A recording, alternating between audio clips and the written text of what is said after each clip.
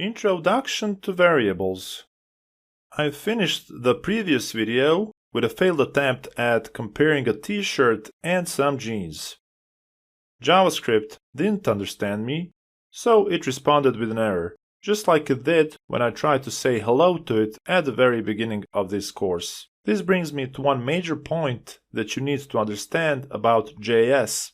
When you work with JavaScript, you're sort of, metaphorically speaking, in the world building business. You're building a brand new world and you're telling JavaScript what that world is. Initially, there's almost nothing in this world. Actually, to be precise, there is something there, sort of like how, in order for you to write into a blank notebook, you need to have a pen and an empty notebook to begin with. So, you can think of the browser console, the JS robot, the operators, the data types, all of this, as sort of the minimum necessary setup that allows you to build this world. Other than that, JS doesn't know anything. So if you type t-shirt, it does its best to understand you. It looks up its, so to say, list of things that it knows about the world and realizes that this minus thing is obviously the subtraction operator, but what's this t thing?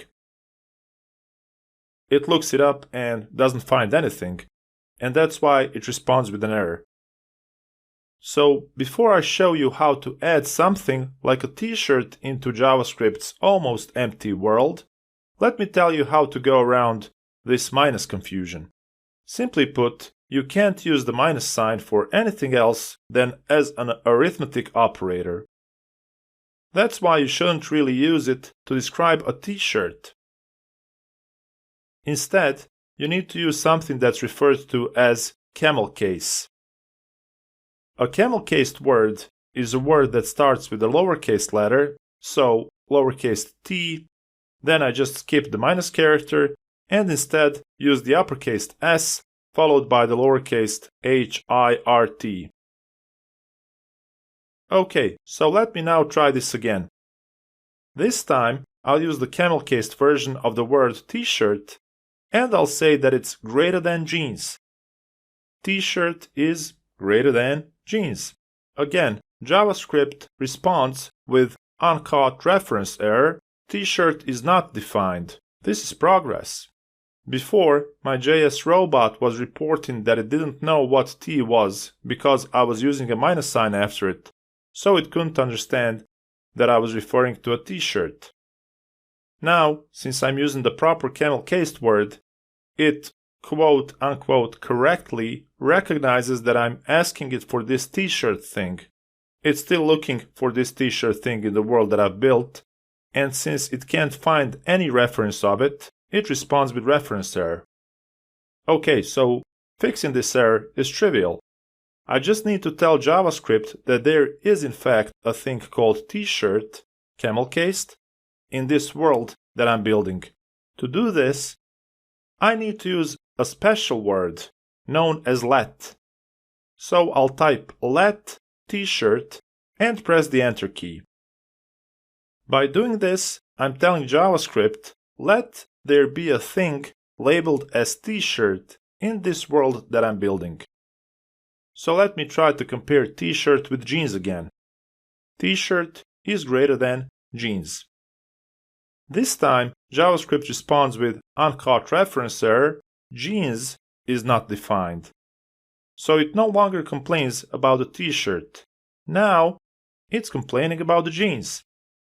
So let me tell it that there is a thing called jeans in this world too. Let jeans.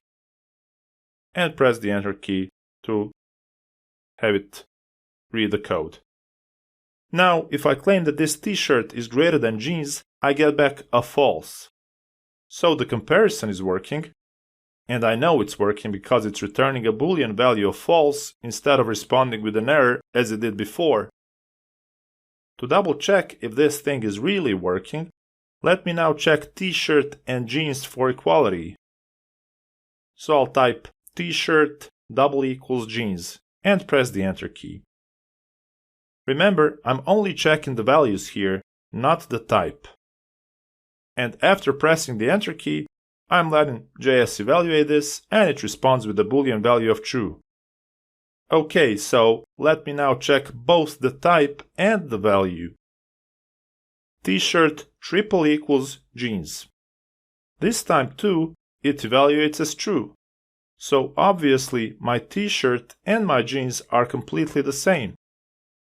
Okay, so now before I complete this video, let me introduce some terminology. First, when I used let t-shirt and let jeans, I've told JavaScript something about this world that I'm building. More formally, you can say that I've declared a variable. So t-shirt is a variable, and I've declared it using the let keyword. And jeans is also a variable, and I've declared it as well using the let keyword. Okay, so now let me teach you about another data type in JavaScript. When you give JavaScript a new piece of info about the world, just like I did, using let and then a variable name, JavaScript immediately adds it to the, so to say, the list of things it knows. It also needs to give this new thing a value and a data type. Actually, everything in JS must have a value and a data type. Whenever I declare a new variable in JS, like I did with this t-shirt and jeans here, JavaScript itself gives it the value of undefined and the data type of undefined. To repeat, because this is important, JavaScript gives it the value of undefined. This value's data type is also undefined. You might say that undefined is a special kind of a data type, which can only have a single value, undefined. This special kind of data type is used so that JavaScript can properly deal with this new thing in its world. Because, remember, it has to know the value and the data type of every single thing that exists in its world. Okay, so before I finish this video, I'll show you an awesome little trick in JS. Did you know that you can actually check the underlying data type of any value in JavaScript? Here's how it works. You type, all lowercase, without spaces, type of, then an opening parenthesis. Some people refer to this character as the round bracket, but a more proper way to refer to it is left parenthesis or opening parenthesis. Next, I type the value I want to check the type of. For example, I'll add the number 10 as a string right here. And now I add the right parenthesis, that is a closing parenthesis, or as some may refer to it, a closing round bracket. So type of the string of 10 enclosed in parentheses. And I get back string after pressing the Enter key. Great, it works. In the next video, I'll show you a few additional examples of how to use this type of thing right here.